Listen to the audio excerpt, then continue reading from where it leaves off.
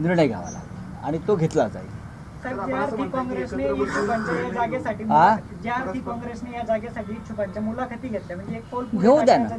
नाही बघा, राजकीय पक्ष आहेत, समन्वयाचा अभाव आहे का? नाही राजकीय पक्ष आहेत. राजकीय पक्षामध्ये निवडणुका आल्या की इच्छुकांची गर्दी होते. राहुरीमधून शिवसेनेनं सुद्धा लढावं अशी आमच्या कार्यकर्त्यांची इच्छा आहे. राहुरीमध्ये आमच्या लोकांना वाटते की आपण लढलं पाहिजे, पण शेवटी आपण जेव्हा महाविकास आघाडी म्हणून काम करतो तेव्हा भारतीय जनता पक्षाला मदत होईल अशा प्रकारचा कोणताही निर्णय आणि भूमिका कोणी घेऊ नये ही आमच्या 3 पक्षांची भूमिका आहे. विशेषतः ही उद्धव ठाकरे साहेबांची भूमिका आहे. साहेब, मुंबई महापालिकेमध्ये प्रशासकीय काळात जे 1000 कोटीचे टेंडर काढलेले होते ते आता रद्द करण्यात आलेले आहे की भ्रष्टाचारमुक्त मुंबई हे कारण देत. व प्रशासकीय काळात म्हणजे प्रशासन कोणाचं होतं तर नगरविकास मंत्री एकनाथ शिंदे यांचं होतं ना. महानगरपालिका या नगरविकास मंत्रालयाच्या हातामध्ये असतात, त्यांच्या नियंत्रणाखाली असतात.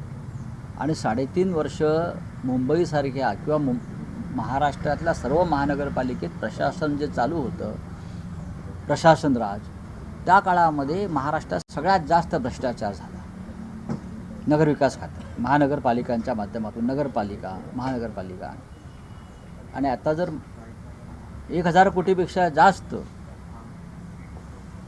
रकमांचं टेंडर्स किंवा व्यवहार रद्द केले असतील भ्रष्टाचाराचा संशय आल्यामुळे, तर त्या संदर्भात मुंबई महानगरपालिकेच्या विद्यमान नव्या आयुक्तांचं अभिनंदन केलं पाहिजे.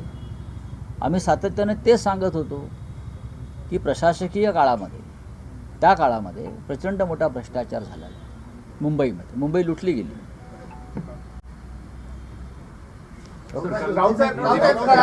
प्रकरणात महिलांनाही दोषी ठरवा असं पत्र जे आहे लेखिका अरुणा साबणे यांनी देवेंद्र फडणवीसांना दिले. कुठल्या प्रकरणात?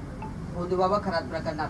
कोणाला दोषी ठरवा? महिला ज्या आहेत त्यांनाही दोषी ठरवा असं पत्र त्यांनी दिलंय मुख्यमंत्री. नाही बघा, या संदर्भात देवेंद्र फडणवीस यांनी एक कठोर भूमिका घेतली मुख्यमंत्री म्हणून. त्यानंतर नाशिकचे पोलीस आयुक्त संदीप कर्णिक यांनी सुरुवातीच्या काळामध्ये अत्यंत योग्य पद्धतीनं तपास केलेला.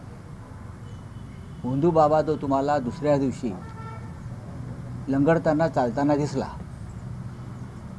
आपण पाहिलाच, त्याचं श्रेय संदीप कर्णिकांना दिलं. त्यानंतर आता SIT स्थापन केली गृह खात्यानं फडणवीस यांच्या निर्देशाखाली. त्यांना तपास करू द्या ना. कोणाला दोषी ठरवायचं आणि कोणाला नाही हे SIT ठरवेल, नाशिकचे पोलीस ठरवतील आणि गृह खातं ठरवेल. संपूर्ण जेव्हा तपास पूर्ण होईल आणि आरोपपत्र दाखल होईल तेव्हा आम्ही याच्यावर बोलू की कोणाला वाचवलं आहे, कोणाला अडकवलं आहे. हे आता तपास सुरू असताना बोलणं योग्य. या क्षणी मी इतकं सांगेन की राज्याच्या गृहमंत्र्यांनी या संदर्भामध्ये कठोर पावलं उचलली. नाशिकच्या पोलीस आयुक्तांनी उत्तम काम केलं आणि आता SIT सुद्धा त्याच पद्धतीनं उत्तम काम करते. याच प्रकरणामध्ये एका बड्या नेत्याच्या फोटोवर फुला मारला गेला. तो फोटो मुख्यमंत्री देवेंद्र फडणवीसांचा आहे असं सुषमा अंधारे म्हणाले आहेत. माझ्याकडे या संदर्भात अनेक नेत्यांनी माझ्याकडे या संदर्भात माहिती नाही, कारण रोहित पवार एक वेगळी माहिती देत आहेत, सुषमाताईंकडे वेगळी माहिती आहे. त्याच्यामुळे तपासातून या गोष्टी समोर येऊ द्या. तोपर्यंत माझ्यासारखा जो माणूस आहे तो या संदर्भात जास्त बोलणार नाही.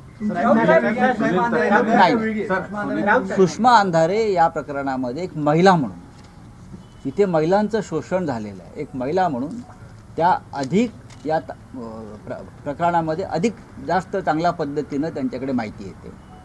मी राजकीय उत्तर देतो.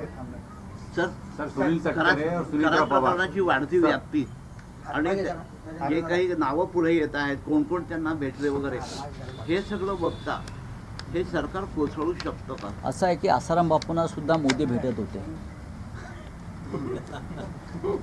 म्हणून त्या मोदींचं सरकार कोसळलं का? आसाराम बापूंना मोदी, लालकृष्ण अडवाणी, अमित शहा, संपूर्ण भारतीय जनता पक्षाचे तर ते जगद्गुरू होते. आसाराम बापू होते ना. मग तोच जर न्याय इथे लावला तर तुम्ही काय करणार आहात? आज आसाराम बापू मुक्त आहेत. आसाराम बापू, राम रहीम राम रहीमचे सुद्धा नरेंद्र मोदी भक्तच होते की, बाबा राम रहीम. हां, त्याच्या आश्रमात सुद्धा शोषण, मर्डर, खून, खंडण्या हे सुरूच होतं. पण आतापर्यंत राम रहीमना 27 वेळा पॅरोल दिला आणि निवडणुकीसाठी बाहेर आणलं.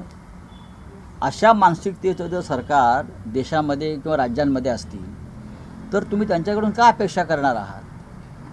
शिंदे सेनेची आज पुण्यात बैठक पार पडली.